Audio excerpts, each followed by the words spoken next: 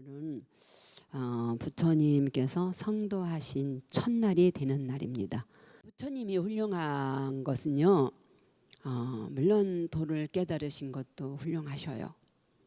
또 예를 들어서 세종대왕이 한글을 창제하셔서 정말 훌륭하십니다.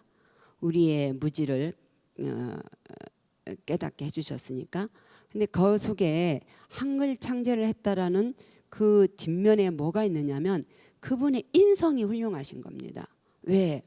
보통 그 당시에 기득권, 소위 우리로 말하면 정치인들 이런 분들이 백성들이 똑똑하면 힘듭니다.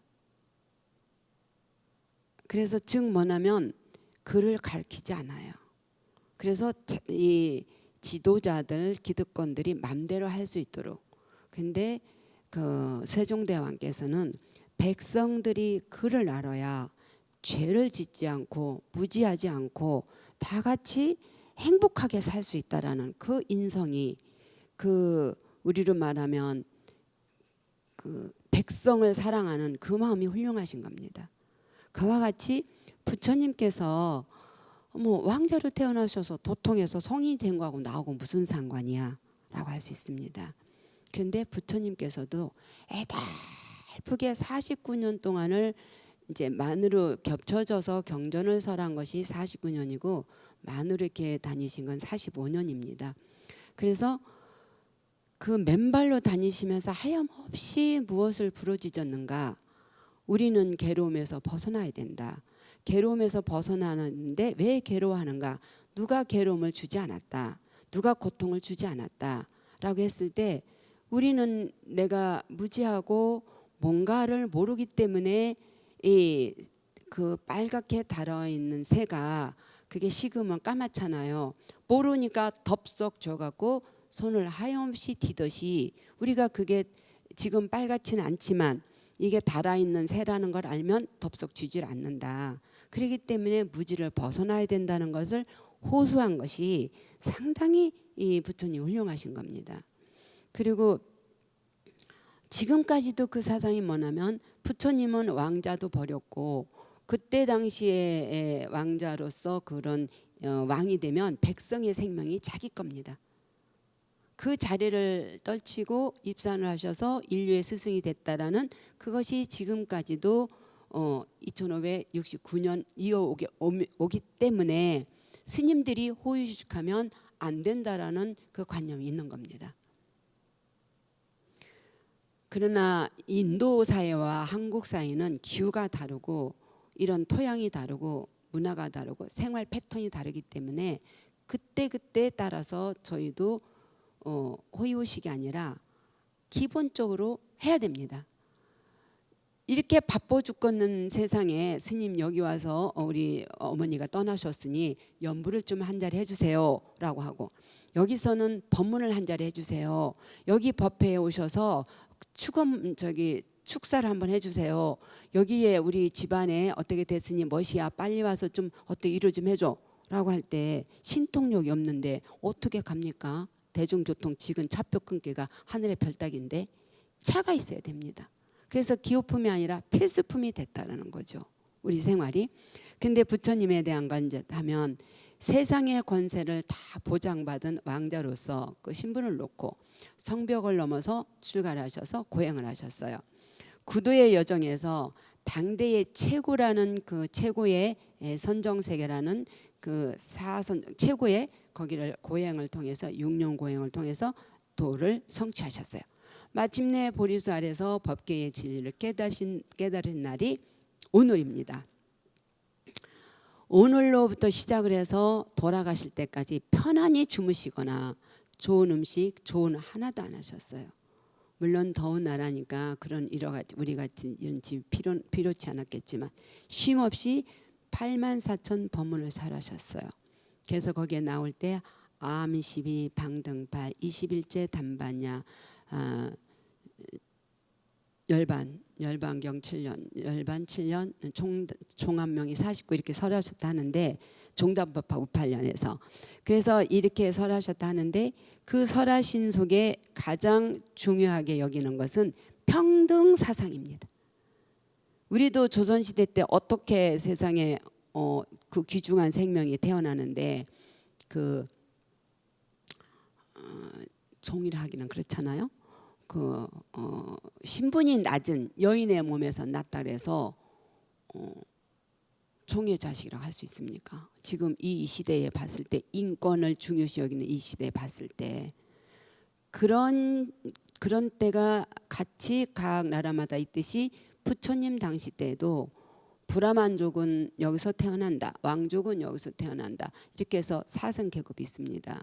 그래서 사선 계급이 있을 때 수드라는 같이 불가촉 천민이라 해서 손도 안 잡습니다. 같이 밥도 안 먹습니다.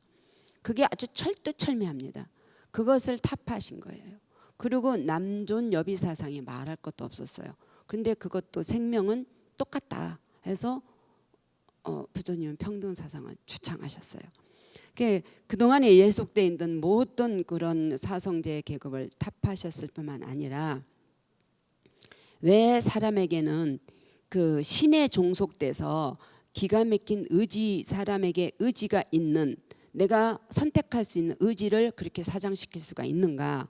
신이 다가 아니다라는 것을 인본주의로서, 신본주의로서 주창하셨습니다.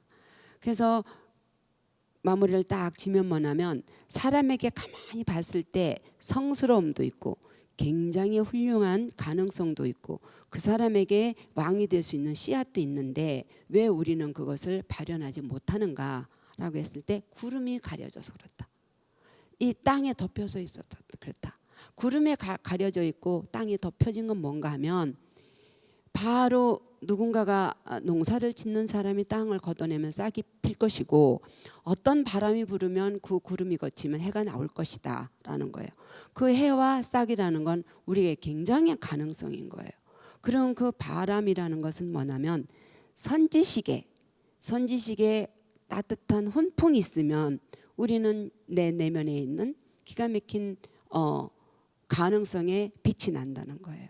땅을 걷어들인다는 것은 자기의 노력이 있으면 나의 발현의 싹이 올라온다는 거예요. 그래서 부처님께서는 그 방법으로 내 몸이 있고 그거는 천년만년에도 진리입니다. 내 몸이 있고 내 의지가 있고 내 언어가 있고 내 손발이 있고 내가 누군가를 만나서 계속 선택하고 거기에 지혜로서 나름대로 접근하거나 또 내가 기다리거나 이런 걸로 해서 탐욕이라는 그 불길과 같은 거를 조금씩 우리는 내가 알아차릴 수가 있고 그 탐욕이 마음대로 안 됐을 때 타인을 해코지 하고자 하는 독한 마음을 내가 조금씩 결을 삭힐 수가 있고 그러면서 조금씩 내가 가까이 지혜 가까이 공덕 가까이 가면 누가 행복한가? 내가 행복하고 나와 함께 했던 사람 모두가 행복하다라는 주창을 하시는 거예요. 왜 그것이 안 되는가 했더니 전생부터 계속 나고 죽는 윤회 속에서 영원히 내 거야. 이 몸도 영원히 내 거고 돈도 내 거고 모든 권력도 내 거고 뭣도 내 거고 내 거라는 집착과 영원하다는 착각 속에서 나도 남도 불행하게 만들더라. 그러니 지금의 우리가 영원하지 않다는 것을 죽음으로 알았고 어제와 오늘의 내 피부가 같지 않다는 걸 알았고 그것이 그때는 옳은 줄 알았는데 시간이 가니까 그게 그러네. 지금은 그게 틀린 것 같아서 억울했는데 시간이 가니까 그것이 옳으네 라고 지혜를 터득한다는 겁니다. 끝으로 잘 매듭을 진다라면 여기 있는 분들은 이 법룡사가 세계에서 하나밖에 없습니다. 뭐 비교해서 하나밖에 없는 게 아니라 비교를 해서도 그렇지만 이 법룡사를 일으킨 모든 큰 스님네들이 비구니 큰 스님네들이 어마어마하게 전생부터 정말 많이 닦고 오신 분들이 여기다 혼신을 다해서 이렇게 건립을 하셨고 만부를 모셔놨습니다.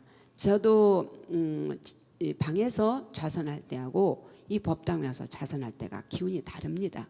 그래서 만부를 모신 곳에서 49제를 모신다거나 이런 법문을 듣는다거나 여러분들이 기도를 한다는 것은 세계적으로 봤을 때 수승한 분이고 선택된 분이고 여러분 당당하고 충분하다는 겁니다.